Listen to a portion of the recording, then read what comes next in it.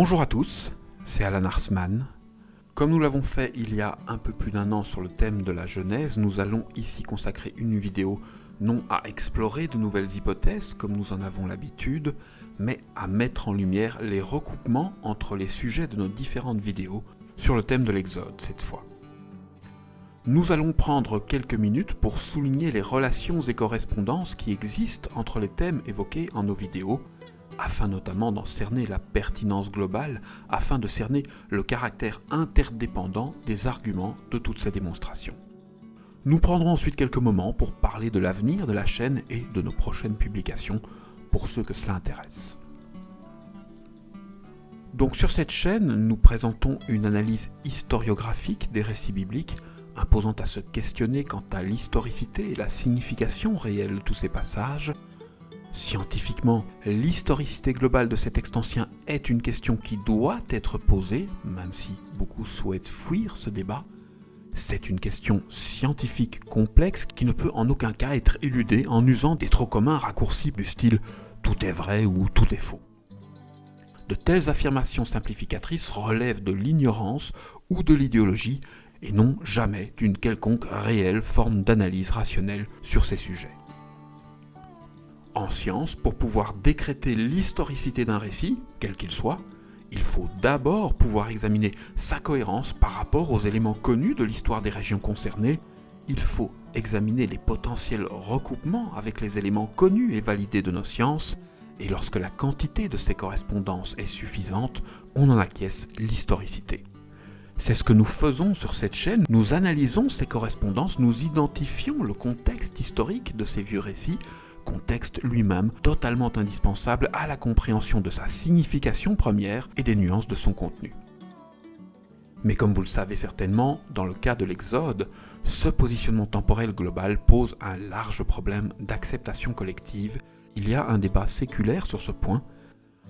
Dans nos vidéos, nous posons des jalons rationnels permettant de solutionner ce débat, et dans le cas de l'Exode, nous proposons une hypothèse de positionnement temporel qui concorde avec tous les éléments textuels du récit biblique et qui concorde pareillement pleinement avec la totalité des données archéologiques et historiques. Concernant ce sujet de l'épopée mosaïque, nous avons à ce jour déjà publié 18 vidéos différentes, traitant toutes des différents grands thèmes de ces passages, l'Alliance, les 10 plaies, l'esclavage des Hébreux, etc. En ces supports vidéo, ces thèmes ont tous été traités de manière relativement indépendante, pas entièrement de manière indépendante car il nous faut bien à chaque fois rappeler sommairement le contexte général et les grandes lignes de notre hypothèse, mais chaque sujet étant déjà relativement complexe en lui-même, nous sommes toujours restés dans des analyses relativement isolées. Nous allons maintenant briser cette indépendance pour adopter un point de vue plus large et global et mettre en lumière quelques déconnexions entre tous ces sujets. Commençons. Donc ce qui devrait lier toutes ces vidéos, c'est évidemment la chronologie des événements qui y sont analysés. Nous parlons d'histoire, la chronologie en ce domaine c'est évidemment important.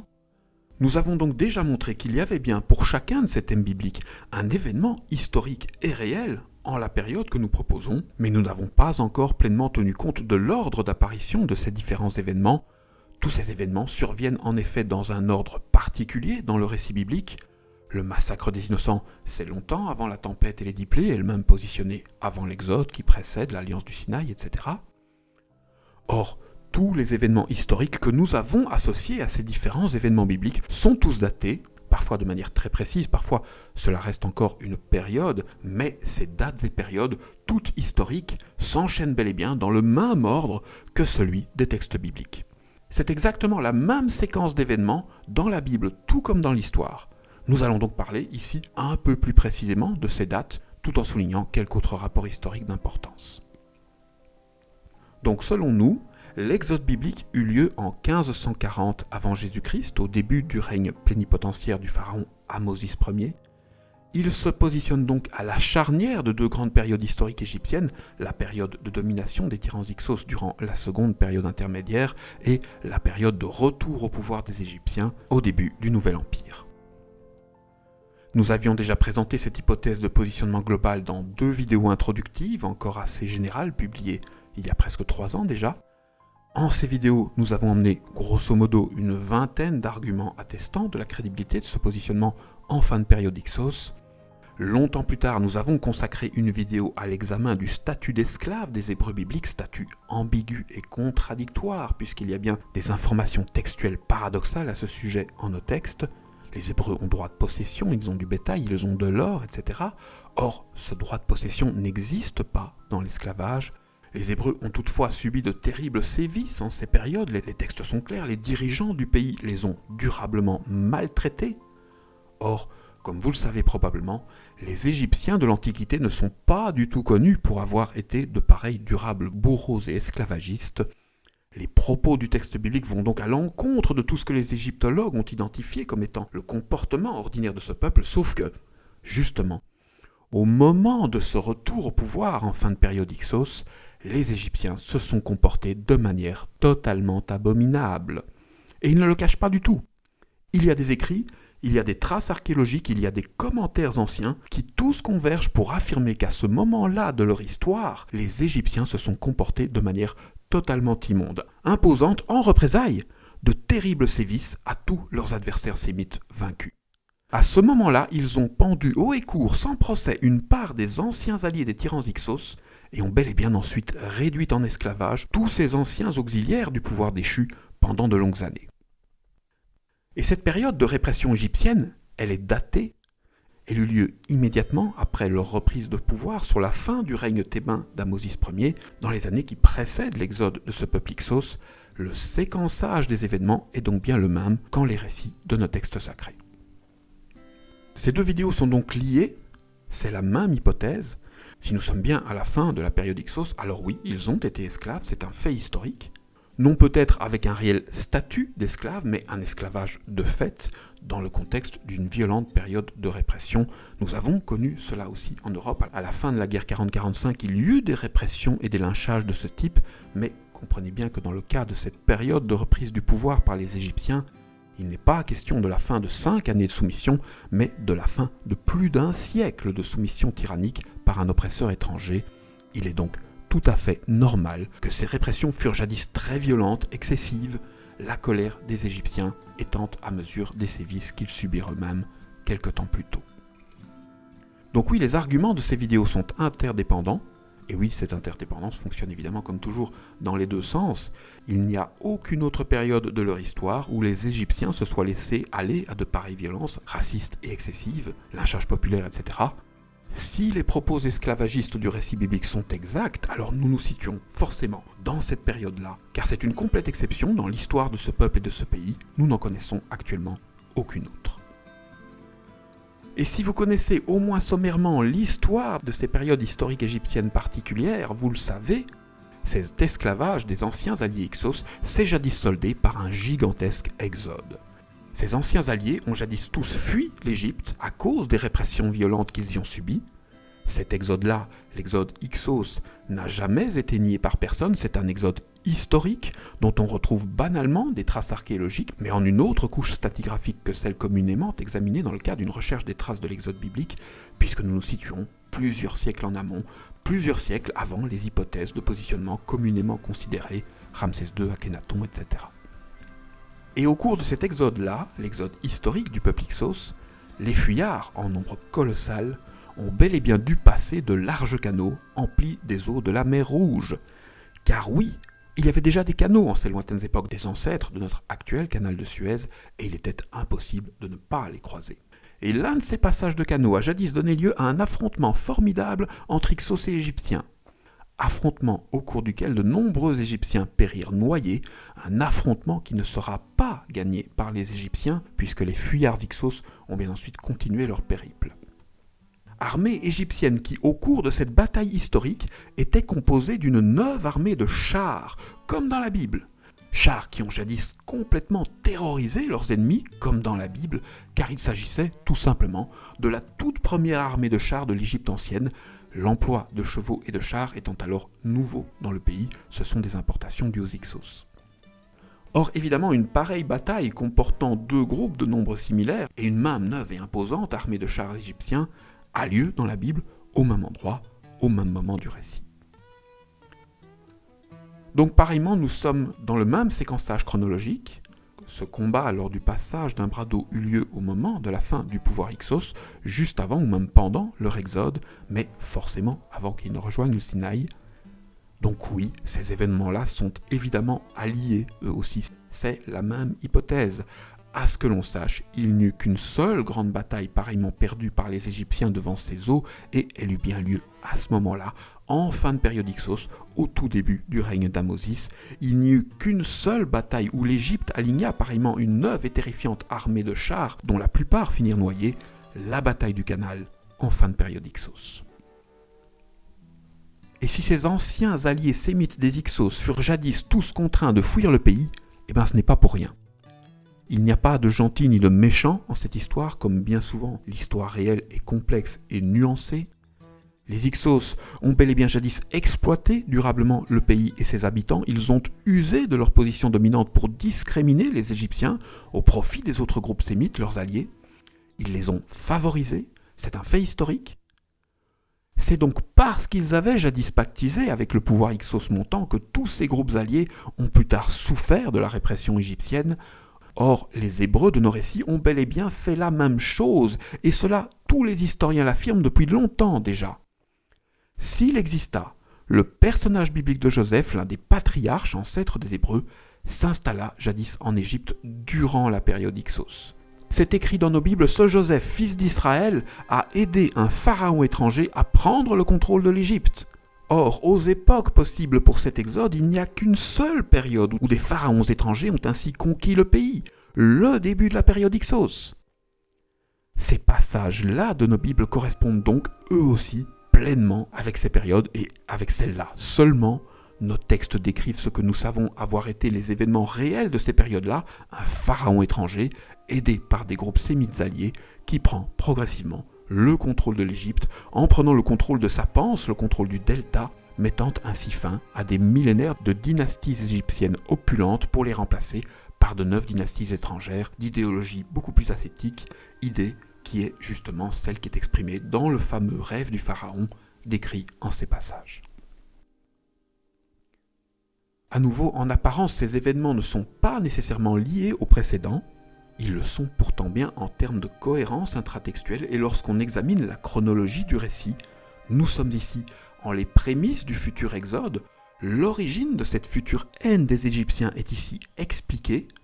Ceux-ci ont jadis été réduits en esclavage par les Hyksos et leurs alliés, leurs dynasties furent vaincues, leur indépendance fut volée, perdue, et les Égyptiens firent plus tard lourdement payer cette soumission à leurs adversaires vaincus. Et oui, histoire et archéologie permettent d'affirmer l'extrême crédibilité de ce positionnement temporel pour cette partie-là de nos textes. Car il y a, c'est un fait historique, un pharaon nommé Jacob qui émerge à ce moment-là en Égypte. Durant la période Hyksos, il y eut un roi étranger nommé Jacob qui s'imposa partiellement comme dirigeant dans le nord du pays. Il ne fut pas pharaon de toute l'Égypte et ne domina que très partiellement et que dans le nord. Il ne fut donc pas intégré par tous comme relevant de la principale lignée Hyksos, la 15e dynastie, mais oui, en ces périodes-là, il eut bien parfois plusieurs rois locaux s'imposant en même temps comme pharaon aux grandes dames de l'unité nationale égyptienne, et l'un de ces pharaons historiques s'appelait Jacob. Ce personnage biblique éminemment important, c'est Israël, c'est lui qui donnera bientôt son nom à tout un peuple. Ce personnage est donc en fait déjà aujourd'hui un personnage historique avéré dans cette période Hyksos. Mais comme la majorité des croyants continuent à voir en les patriarches de réels bergers et non les bergers symboliques, c'est-à-dire les rois qu'ils furent concrètement, ce rapport continue subjectivement à être délaissé. Ce qui est débile, Abraham a plusieurs milliers de serviteurs, c'est écrit. Il fait des guerres, il habite dans des palais et parle avec plusieurs autres rois différents dans la Bible. Il ne parle qu'avec des rois d'ailleurs. Hormis sa famille, il ne parle avec personne d'autre. Tous les historiens de l'Antiquité et du Moyen-Âge ont tous affirmé que ces personnages étaient des rois. C'est toujours comme cela que la Bible fut jadis comprise. Dans le paradigme de l'époque, ce type d'expression était normal. Il n'y a que les modernes pour être tombés en de pareilles simplifications et naïvetés, emplies de gentils bergers magiques. Concrètement, ça n'existe pas. un réel berger. Dans l'Antiquité, ça ne sait pas écrire, ça n'a pas plusieurs femmes parmi les plus belles du monde, ça n'a pas plusieurs milliers de serviteurs, ça ne fait pas de guerre, et ça ne connaît pas ses généalogies sur plusieurs dizaines de générations. Mais donc oui, du fait de ce simplisme populaire, peu de gens perçoivent cette correspondance et l'identité des deux personnages. Il est pourtant ici question de faits historiques, avérés, fiables, vérifiables, et une fois encore, ces événements bibliques et historiques sont parfaitement synchrones en regard du positionnement temporel que nous proposons. Nous parlons bien ici de preuves historiques et archéologiques concernant l'un des plus anciens personnages bibliques, l'un des patriarches, des preuves déjà établies, mais en d'autres périodes que celles qui sont aujourd'hui collectivement considérées, forçant à l'actuelle scission entre le personnage historique et son écho textuel en nos récits, et même plus largement à une scission entre Bible et histoire. Nous avons également consacré plusieurs vidéos au personnage de Moïse, Moïse dont il est très clairement écrit dans la Bible qu'il ne parle pas la langue égyptienne.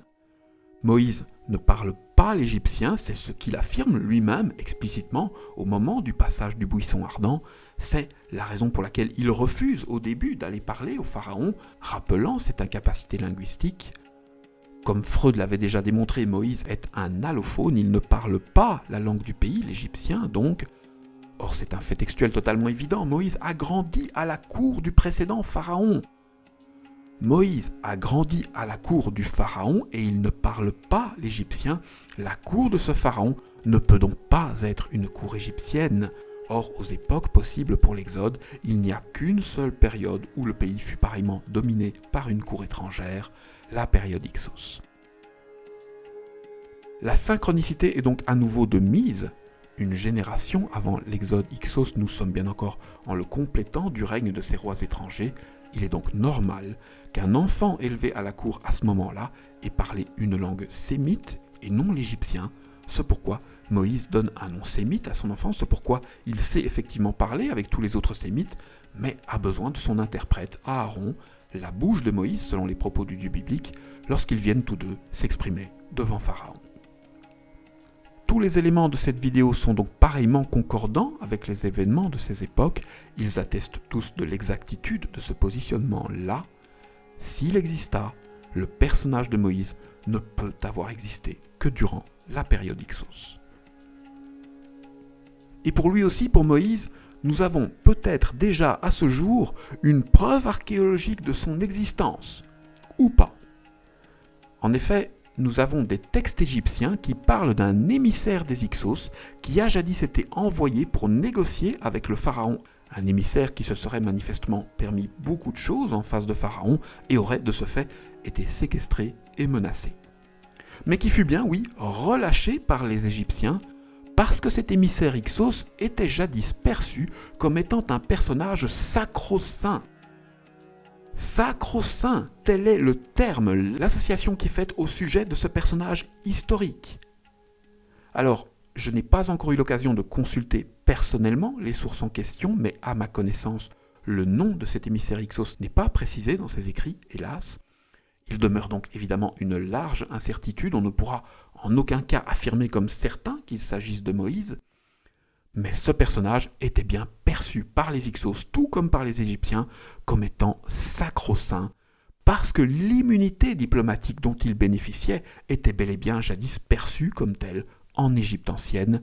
En effet, c'est une certitude, il y avait bien déjà à ces hautes époques des règles de diplomatie très strictes, règles totalement nécessaires à rendre possible la négociation avec des pouvoirs ennemis, des règles qui protégeaient les diplomates et leur conféraient une immunité jugée d'extrême importance. Ça existe encore aujourd'hui évidemment, et ces règles de diplomatie furent bien jadis associées au divin et relevaient du sacré, en Égypte en tout cas. Et nous savons donc, oui, qu'un tel personnage sacro-saint bénéficiant de cette protection sacrée exista bien au moment de ces négociations historiques entre le pouvoir égyptien et le pouvoir Hyksos. Donc oui, nous avons peut-être déjà des témoignages archéologiques concernant directement Moïse, personnage emblématique de nos récits, évidemment. Mais alors pourquoi ? Si les rapports entre la Bible et l'histoire de la période Hyksos sont si nombreux, comment se fait-il que personne n'ait jamais souligné toutes ces correspondances ? En fait, il y a bien eu des personnes qui ont souligné ces correspondances et qui ont soutenu cette hypothèse de positionnement.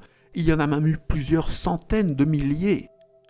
Car cette hypothèse que nous formulons, c'est globalement l'hypothèse de positionnement qui fut retenue comme authentique durant toute l'histoire. Tous les penseurs qui ont abordé ce sujet de la datation de l'Exode dans l'Antiquité ont tous affirmé cette correspondance à la période Hyksos. Diodore l'a affirmé, Joseph l'a affirmé, Manéthon l'a affirmé. Tous les penseurs et historiens qui ont abordé ces mêmes questions durant le Moyen-Âge ont quasiment tous conclu à la véracité de ce même positionnement. Origène, Saint-Augustin et la majorité des pères de l'Église cautionnent cette correspondance. Bref, pendant toutes les périodes historiques les plus proches de ces faits anciens, cette datation ne posait aucun problème. Elle fut jadis considérée comme évidente par tous. Puis vint l'ère moderne. L'ouverture d'esprit et la liberté d'expression de ces époques a évidemment permis de formidables avancées dans la compréhension de ces sujets et de ces périodes. Merci aux historiens, merci aux archéologues. Mais la désinformation massive qui caractérise également cette ère moderne a aussi permis la propagande de beaucoup de discours blanchissants et simplificateurs concernant ces écrits. Et c'est là que beaucoup fut perdu.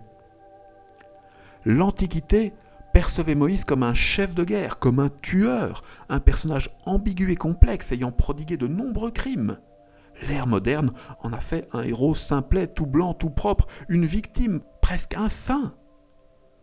Nous sommes dans une ère qui affectionne le fantastique, la magie et les effets spéciaux. Nous avons littéralement Harry Potterisé la Bible. Nous avons commencé à y voir de la magie partout. Le passage de la mer Rouge dans toutes les analyses et les tableaux des anciens, c'est cela. Un truc réaliste, où il n'y a pas d'eau qui vole. Et nous, en lisant les mêmes textes, nous avons vu ça.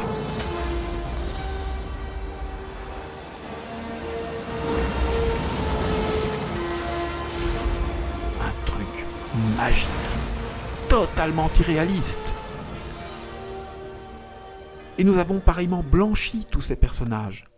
Moïse choisit de tuer un soldat dans la Bible, c'est écrit. Nous avons transformé cela en un accident. Moïse menace Pharaon, il affirme qu'il va faire tuer tous les enfants d'Égypte. Mais nous, ces phrases immondes originellement issues de la bouche de Moïse dans nos textes, nous les avons mises dans la bouche du Pharaon. Ce sera alors dans tout le pays d'Égypte une grande clameur, telle qu'il n'y en eut jamais et qu'il n'y en aura jamais plus. Et cela n'arrête pas. Il y en a des centaines comme cela. De décennie en décennie, nous n'avons eu de cesse de blanchir continuellement nos interprétations de ces récits au lieu de chercher réellement à les comprendre.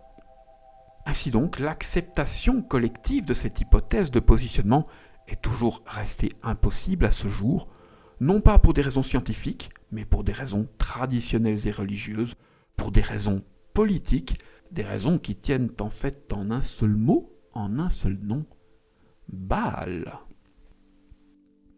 Car oui, le Dieu qui fut le promoteur et le guide de cet exode historique des Hyksos s'appelait Baal et non Yahvé. Et c'est cela que toute la subjectivité humaine veut fuir aujourd'hui. Le Dieu qui a jadis guidé les Hyksos lors de leur fuite s'appelait Baal, un Dieu jadis universellement connu pour être le sacrificateur d'enfants de l'Antiquité. Sacrifice d'enfants ? Quelle horreur ! Ce Dieu ne peut donc forcément pas être notre bon Dieu Yahvé, c'est impossible. Tout cela est donc faux, fin de réflexion. Sauf que, comme nous l'avons également démontré, Yahvé s'est jadis appelé Baal. C'est écrit dans la Bible, encore aujourd'hui. Oui, les cultes de ces deux dieux furent jadis associés, ces divinités furent jadis confondues. Elles ne se différencièrent que bien plus tard. Il y a eu un syncrétisme entre les cultes de Baal et de Yahvé, et ensuite un schisme. En tant qu'un temps, ces deux schismes sont également décrits dans la Bible, ils y sont avoués, mais il faut lire le texte en entier pour le voir. Et donc oui, le massacre d'enfants, comme il existait jadis dans le culte de Baal, fait bien partie intégrante du passé de nos religions de manière extrêmement manifeste. Yahvé exigea lui aussi le sacrifice des premiers-nés, c'est écrit. Et c'est cela que nous ne voulons pas voir. Nous avons fauté, nos ancêtres ont fauté. Ils ont jadis commis des erreurs, des sacrifices d'enfants, à une époque où tout sacrifice est systématiquement mangé, des erreurs dont ils ont ensuite eu honte, une honte qui a ensuite imposé à quelques classiques refoulements et dissimulations qui subsistent encore aujourd'hui. Il eut bien peut-être un type un peu particulier qui soit venu nous rappeler ce passé et cette honte il y a 2000 ans, mais comme ce qu'il disait ne nous plaisait pas trop non plus à l'époque, on l'a cloué. C'est pourtant un fait objectif, vérifiable. Il y a encore aujourd'hui des centaines d'indices textuels qui attestent que le Dieu nommé Yahvé dans l'Ancien Testament fut bien, à un moment, un Dieu Baal comme les autres, prônant au moins ponctuellement le même acte que celui du culte de Baal. Les scènes bibliques qui en attestent sont d'ailleurs extrêmement nombreuses. Et c'est un fait textuel pareillement évident. Le Dieu qui se présente devant Pharaon par la bouche de Moïse arbore absolument tous les symboles anciens du Dieu Baal. Il se présente par un serpent, il se présente par la lèpre, par des sacrifices de premier-né. Moïse vient en le nom d'un Dieu de colère, de jalousie et de feu. Ce Dieu massacre des gosses à la pelle dans nos récits, très concrètement, mais politiquement, ça ne nous arrange pas trop de le voir. Nous avons donc absurdément soutenu que ce Dieu soit un Dieu d'amour, plutôt que de creuser la nuance des réalités historiques, nuance qui révèle une part humaine du personnage et un contexte de syncrétisme historique entre deux cultes anciens, le culte d'Éa, Yahvé, ancien culte issu de la ville mésopotamienne de Ur, dont provient Abraham, et le culte de Baal de la période Hyksos, premier culte monothéiste de l'histoire des hommes. Car oui, c'est également historique, les Hyksos ne vénéraient qu'un seul Dieu, et ordonnaient la destruction de toutes les statues divines. Ce sont eux les réels premiers monothéistes et premiers iconoclastes de l'histoire d'Égypte, longtemps avant Akhénaton. La période Hyksos est la première période monothéiste de l'histoire d'Égypte. C'est une théocratie, or c'est bien une théocratie qui est décrite dans ces passages-là de nos textes bibliques. Et oui, ce dieu Baal, incarné en fin de période Hyksos, imposa bien jadis 1000 tourmentes à l'Égypte sous forme de multiples fléaux. Fléaux qui sont tous sa signature et portent encore en eux le hiéroglyphe de ce dieu. Nous l'avons montré, la liste des 10 fléaux bibliques est une carte de visite rassemblant en quelques courts passages toutes les attributions anciennes de ce culte de Baal, connu sous le nom de Seth chez les Égyptiens. Et c'est un fait textuel, il eut bien, en plus, une gigantesque tempête, la plus importante de toute l'histoire d'Égypte, qui s'est imposée sur la partie sud du pays, au temps de la régence d'Amosis, sur la partie sud où étaient les Égyptiens, et non dans le delta où demeuraient les Hyksos et leurs alliés, comme dans la Bible. L'événement est attesté dans la littérature égyptienne, et il est bien daté du règne d'Amosis, estimé avoir eu lieu durant la période des négociations entre ce roi et les Hyksos. Or, c'est bien en ce même moment de négociation que les plaies surviennent dans les récits bibliques. Alors oui, toutes nos vidéos sur les 10 plaies et sur la nature du personnage divin qui les exprime participent bien à la même hypothèse. C'est ce culte-là qui est représenté dans nos textes, et donc cette période-là, seule période de l'histoire d'Égypte où les adeptes du culte de Baal négocièrent avec le pouvoir égyptien par le biais d'un émissaire hautement sacré, avant d'être ensuite tous rejetés au désert, faute de l'échec historique de ces négociations. Et le pire, c'est que nous craignons collectivement la mise en lumière de ces corrélations historiques à cause de la mauvaise réputation du culte de Baal, à cause des sacrifices, alors que ce que vont parvenir à faire les quelques héros au sein de ces exilés, c'est justement de vaincre à ce moment-là ces vieilles traditions, d'y mettre fin, à vaincre la part sombre de ce culte ancien et ses pratiques de l'intérieur. Il n'y a donc en fait aucune raison de fuir ces compréhensions, les conclusions sont belles, ce que ces types sont parvenus à faire est formidable dans la situation abominablement complexe dans laquelle ils se trouvaient alors, mais nous préférons continuer à encenser nos blanches traditions plutôt que de rendre à ces textes leur véritable contenu, leur véritable signification, une signification qui témoigne non de la blancheur de nos aïeux, mais tout au contraire de leurs erreurs, de leurs doutes, de leur part d'obscurité, et du formidable progrès qui suivit, de l'évolution grandiose qu'ils provoquèrent, à savoir la fin de ces pratiques sacrificielles qui durent depuis leur commencement en tant qu'ethnie, depuis l'époque où le premier ancêtre de ces peuples a commis ce même acte dans leur tradition. Donc en ces textes, tout colle par rapport à l'histoire officielle. Finalement, le seul élément qui discrédite ce rapport entre l'exode biblique et l'exode Ixos, c'est le nom de ce peuple. Dans la Bible, c'est un peuple nommé Hébreu qui est décrit, alors que les Égyptiens ont décrit un peuple nommé comme les Ekakasut, les Ixos, mais comme nous l'avons également montré, cette différence peut très facilement se comprendre. Durant leur périple, ces peuples se sont unis par une importante alliance à caractère sacré. À l'occasion de cette alliance, longuement décrite dans la Bible, ils ont simplement changé de nom. Ils ont communément opté pour une bannière culturelle commune liée au patrimoine culturel du personnage de Jacob, l'un des premiers pharaons de leur lignée, et donc l'un des pères fondateurs de cette association pluriethnique des Ixos. Et c'est à ce moment-là qu'ils sont tous devenus hébreux, par choix et par nécessité, par assimilation culturelle dans le contexte d'un processus d'acculturation forcée. Et c'est à cause de ce simple changement de nom, ce changement d'étiquette, que tous les historiens furent plus tard perdus. Les Égyptiens ont vu partir des centaines de milliers d'Ixos, ils l'ont écrit en leurs textes, mais de fait, ces Ixos ne sont jamais arrivés, pas en pareil nombre. Canaan ne les vit jamais débarquer. En les textes de ces régions-là, c'est un groupe nommé Hébreu qui a jadis débarqué. Ce groupe sera ensuite lui-même dissous, et ce n'est que beaucoup plus tard que les descendants de ces ethnies se réapproprieront collectivement ce glorieux patrimoine ancien, témoin d'un formidable moment d'union. Et dans tout cela, nous n'avons pas encore parlé des très nombreuses informations temporelles chiffrées présentes à même nos textes sacrés. Car oui, nous l'avons également prouvé, la date de l'Exode est dans le texte biblique. On peut la déduire logiquement, mathématiquement, à partir des informations du récit.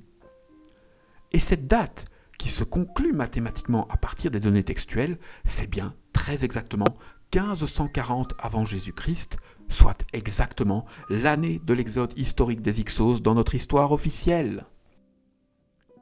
Or, la part de doute systématique, la part de doute méthodologique que nous devons tous toujours préserver, il n'y a donc pas de raison rationnelle et logique de douter outre mesure de ces correspondances. Pour un logicien, cet unique dernier argument suffit, les autres ne sont qu'un bonus. Nous avons un texte ancien qui fournit une date et les récits de ces textes correspondent pleinement avec tous les événements historiques connus pour cette date-là. Si ce texte ne s'appelait pas la Bible, si nous ne le traitions pas systématiquement de manière différente de tous les autres textes, son historicité serait entérinée depuis très longtemps déjà. Et nous serions depuis longtemps tous devenus capables de comprendre son réel contenu, totalement formidable, et pour l'heure totalement inconnu du grand public, athée comme croyant. La date de l'Exode est écrite dans le texte et elle correspond à la datation officielle de l'Exode historique des Ixos. C'est cet événement-là qui est décrit dans nos récits. Selon moi, cette vidéo-là, la vidéo sur la datation, est donc la plus importante ou l'une des plus importantes de la chaîne. Elle est plus démonstrative que toutes les autres parce qu'elle se fonde sur des éléments plus rationnels et objectifs que les autres, des éléments mathématiques et logiques. C'est hélas une vidéo un poil plus compliquée, l'une des vidéos les moins vues de toute la chaîne. Donc si le sujet vous intéresse, passez la voir à l'occasion. C'est un socle informationnel important, l'une des principales assises rationnelles de nos démonstrations. Donc je synthétise. Durant cette unique période historique Ixos, nous avons bien la présence d'un personnage important nommé Jacob, un massacre d'enfants par un pharaon suivi peu de temps plus tard d'un esclavage massif et violent de Sémites tyrannisés par des Égyptiens, un esclavage qui aboutira bien sur un exode massif de Sémites vers Canaan, exode qui, dans les deux cas, démarre la même année, depuis le même pays, depuis la même ville, celle de Pi-Ramsès alias Avaris, la capitale des Ixos, qui est au même endroit, c'est la continuité historique de la même cité. Les négociations qui précèdent cet exode seront menées par un personnage sacro-saint disposant de l'immunité diplomatique dans les deux cas. Ce personnage entreprendra ces négociations dans le contexte de pressions extérieures montantes. Il y aura notamment une large tempête datée de ces époques qui affectera tout le sud du pays dans les deux cas et épargnera le nord dans les deux cas. Cet exode est mené par un personnage divin dans les deux cas. Le personnage divin est le représentant d'un culte monothéiste et iconoclaste dans les deux cas. Ces exilés seront poursuivis par les Égyptiens dans les deux cas. Il y aura un violent affrontement lors du passage d'un bras d'eau dans les deux cas, avec une impressionnante armée de chars égyptiennes dans les deux cas, une victoire relative des fouillards dans les deux cas, et ensuite un passage inévitable dans le Sinaï pour l'un comme pour l'autre et des questionnements et enjeux d'alliance à ce moment-là. De manière raisonnable et rationnelle, on peut donc l'affirmer, il est impossible qu'une telle séquence d'événements se répète par 2 fois à l'identique dans l'histoire.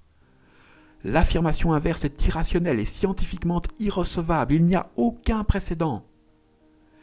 Il n'y eut bel et bien qu'un Exode, l'histoire n'en a jamais connu aucun autre, les textes égyptiens n'en ont jamais connu aucun autre, et l'archéologie n'a jamais trouvé la moindre trace d'aucun autre.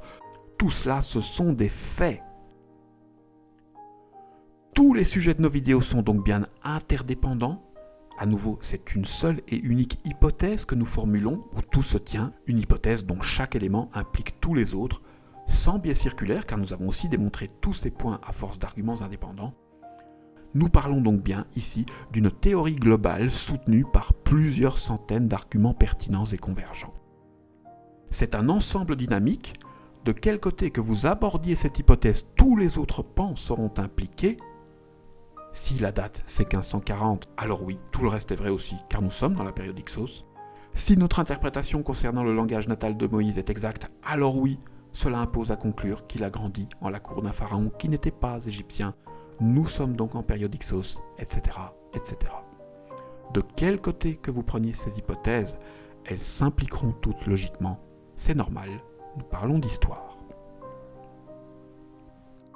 Le fameux débat sur l'historicité et le positionnement de ces passages bibliques est donc un complet faux débat. Historiquement, nous avons toutes les données. C'est humainement que nous ne voulons pas voir ces recoupements, pour des raisons politiques. À notre modeste manière, nous actons ici en le sens de cette reconnaissance du réel, mais ne soyons pas naïfs, il n'est pas du tout certain que ces constats rationnels s'imposent à tous dans l'avenir.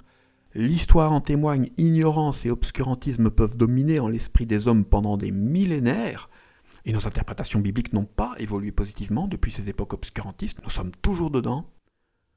Lorsque nous défendons plus activement notre tradition que la réalité, cette dernière ne saurait évidemment pas s'imposer, c'est normal. Le monde est, comme toujours, ce que nous en faisons.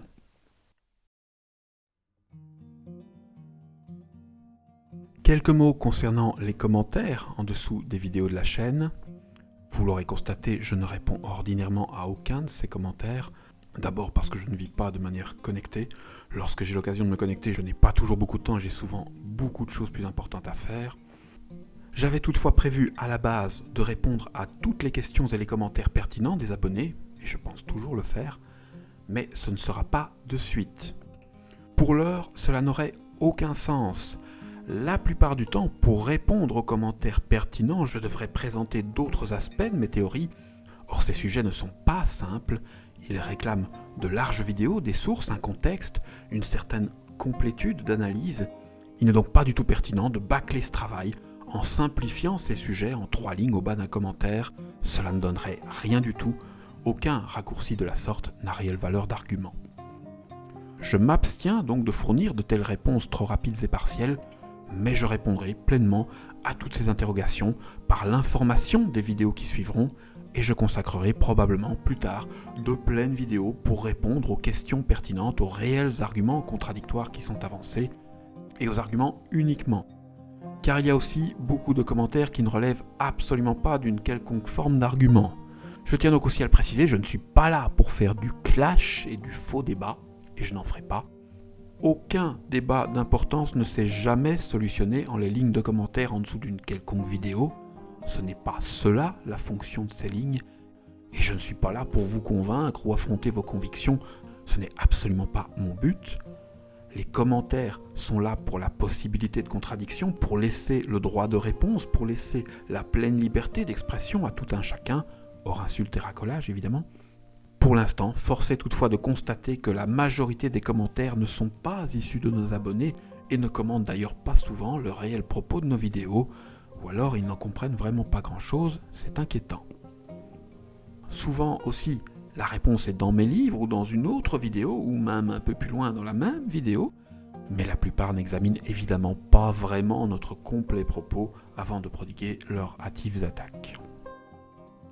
Il y a énormément d'hommes de paille en ces commentaires, vraiment à la pelle, Il y a plein de faux fouillants, des attaques ad personam, mais très peu de réels arguments, non en mon sens subjectif, mais bien en le sens de la définition dialectique de ce terme. Il y a toutefois aussi quelques réels arguments pertinents à l'encontre de nos hypothèses, et nous vous remercions pour cela. C'est à ces arguments-là que nous répondrons dans l'avenir lorsqu'ils sont présentés poliment. Ce flot de rapides réponses émotives, on savait évidemment très bien qu'on allait devoir le subir. Aucun site évoquant ces sujets n'est épargné de ce type d'attaque subjective. Nous avons par contre été agréablement surpris par le nombre croissant de commentaires encourageants et très positifs. Il y en a eu beaucoup, plus qu'on ne s'y attendait au sein de l'équipe.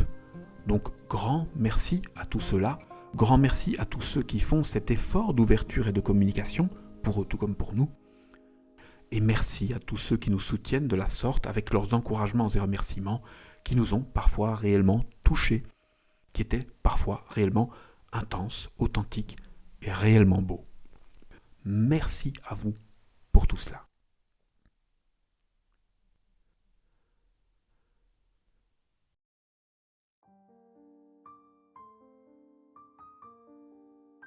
Donc parlons maintenant sommairement de l'avenir de la chaîne. Pour l'heure, environ 70% des sujets du tome 1 et 80% des sujets du tome 2 sont déjà globalement présents dans les supports vidéo de la chaîne. Il n'y a encore quasiment rien concernant la matière des tomes 3 et 4, nous allons lentement y venir. Donc, si vous hésitiez à acheter nos livres mais ne saviez pas où commencer par rapport à vos visionnages vidéo, eh bien, si vous avez vu toutes nos vidéos à ce jour, nous sommes en mars 2023, et que vous en maîtrisez globalement les sujets, vous pouvez éventuellement commencer votre lecture au tome 3, mais je dis bien éventuellement car nous ne le conseillons pas. Les sujets de ces livres sont compliqués, le support livresque permet la relecture, l'analyse des sources et globalement une compréhension de qualité largement supérieure. Nous encourageons donc toujours en ce sens d'une lecture complète si vous en avez l'occasion. Attaquer de suite le tome 3, c'est s'imposer à tomber dans une pleine tambouille dont on peine à se dépêtrer au début. Le tome 4, quant à lui, je le redis, est totalement impossible à comprendre sans avoir lu le tome 3 préalablement. Nous l'avons déjà affirmé à plusieurs reprises, force est toutefois de constater que nous avons vendu beaucoup plus de tome 4 que de tome 3, hélas, sans conclure qu'il y a des fainéants et des simplificateurs qui ne s'intéressent qu'à Jésus-Christ et à rien d'autre. Or, ce personnage, lui, s'intéressait à l'Ancien Testament et nous invitait à le comprendre, non sans raison peut-être. N'achetez donc pas ce 4e tome si vous n'avez pas lu les précédents, au moins le 3e. Ce serait comme lire uniquement la 2e moitié d'une démonstration. Vous perdriez votre temps et sortiriez de cette lecture sans assise et sans conclusion. Pragmatisme oblige, nous n'allons probablement plus revenir aux tomes 1 et 2 dans la suite des vidéos, afin de pouvoir avancer sur les contenus des tomes 3 et 4. Ce n'est qu'à la fin du tome 4 qu'il devient possible de cerner le cœur de la théorie globale que je formule, donc on est encore assez loin, d'autant plus loin que le tome 3 a quasiment le volume des 2 premiers réunis. Il nous faudra probablement plus de 2 ans pour parvenir à l'exprimer en support vidéo. Comme son nom le laisse présager, le tome 3 est aussi le tome le plus sombre. Nous allons donc lentement entrer en les thèmes et sujets les plus licencieux et révélateurs. Cela va devenir plus chaud d'ici peu. À vous de voir aussi si vous voulez rester ou fuir quand ça commence à faire mal. Je déteste la publicité, sauf quand elle relève strictement de l'information sur le produit. Vous l'aurez donc constaté, nous n'avons pas activé les publicités sur cette chaîne, bien que nous ayons passé le seuil de rentabilité depuis très longtemps. Donc dans la suite de cette vidéo, je vais vous parler sommairement de mes proches et lointaines publications littéraires. Comme cela aura un caractère publicitaire, je laisse donc ici quelques secondes à tout un chacun pour couper éventuellement cette vidéo s'il le souhaite. Ensuite, nous passerons à cette présentation.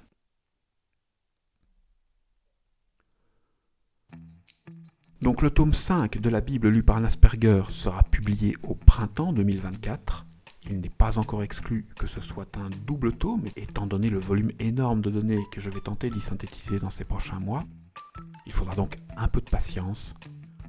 En attendant, si vous le souhaitez, je vous invite à lire également les romans que j'ai publiés chez paradigma.be, pour peu que vous aimiez les romans et la littérature fantastique, évidemment.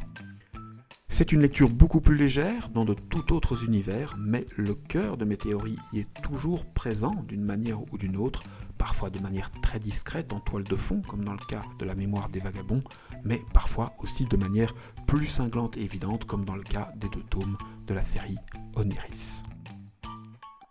J'écris avec mon feu, et c'est toujours le même feu dans tout ce que je crée, dans tout ce que je développe artistiquement. Dans la même veine, je viens de clore l'écriture d'un tout nouveau roman, mon petit dernier, je vous le présente. La série s'appelle Les 9 dons. Le premier tome se nomme Le Fort Vélin. Les premiers tours sont excellents, les lecteurs sont ravis, il plaît énormément. C'est un roman dans un univers fantastique très sombre. Âme sensible s'abstenir, c'est une écriture réaliste, authentique, souvent brutale. Il y a de la sexualité, il y a des scènes violentes. Certaines des théories les plus sombres du tome 3 de mes essais y sont exprimées en sourdine, elles y prennent corps. C'est donc très clairement un roman adulte. Le contexte étant proche du médiéval fantastique, j'ai écrit ce roman avec une petite pointe de vieux français et un peu de vocabulaire médiéval, mais toujours uniquement du vocabulaire simple et accessible.